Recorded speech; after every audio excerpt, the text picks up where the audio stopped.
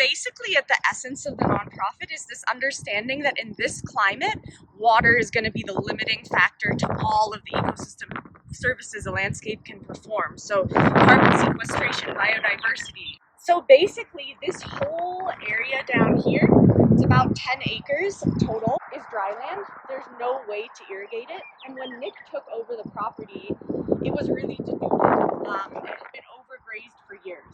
So the first step here was planting the water. Basically behind us on this property, you can see the entire watershed. So as the water comes down that hill, there's a couple of retention basins that slow it, and then it runs out into this system. Throughout that system, there's contour swales. So basically a contour swale is if you dig a depression on the level line of the slope, as the water hits that depression, it spreads out before progressing down the landscape. Those were heavily mulched, and then in 2018, about 1,000 fruit trees were actually planted bare root in those depressions. And they were planted only about 1.5 feet apart because the assumption was that they were going to die. And to our astonishment, about 85% of them are still alive, which is a much higher survival rate than we expected, and that's with zero irrigation after the day they were planted. So that was a really hopeful start for us in thinking that it might actually be possible to get these agroforestry systems going in this climate without irrigation. And the reason we really want to do that is because that diverse system where you have trees intermixed with cropland and pasture land creates the maximum diversity, habitat, carbon sequestration potential. And also in the long run, the most economic potential as a farmer. There's a lot of yields coming out of that system.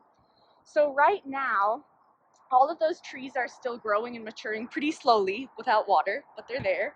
And then in between them, we're grazing sheep, and we're using the Allen Savory method of more holistic grazing.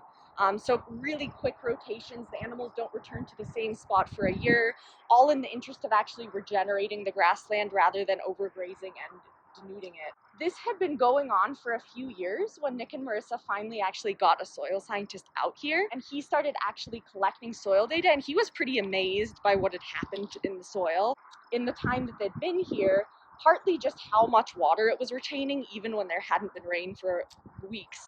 And so that kind of has become the essence of what we're doing on a much larger scale.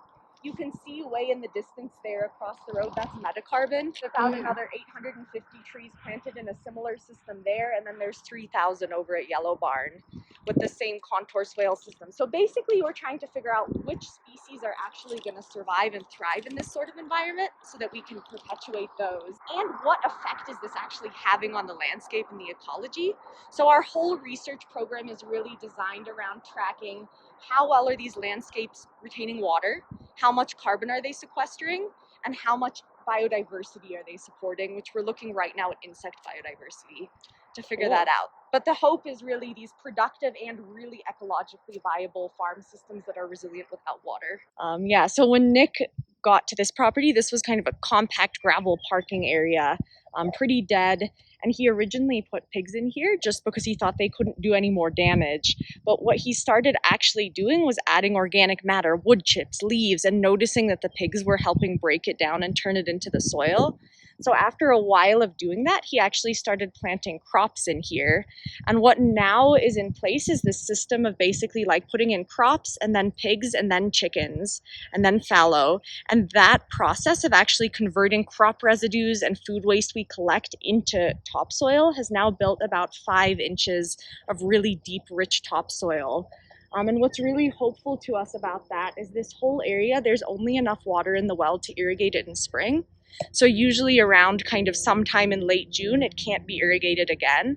But they're growing crops like amaranth and Hopi blue corn and grain sorghum that every year are yielding more and more, even with the limited water. So part of that's a crop breeding program, but part of it is also just realizing how water retentive these soils can actually be, because this is sitting now at an over 20% organic matter percentage, which just allows it to be super absorptive. So you can kind of see, you can just reach right into that in a way that you can't most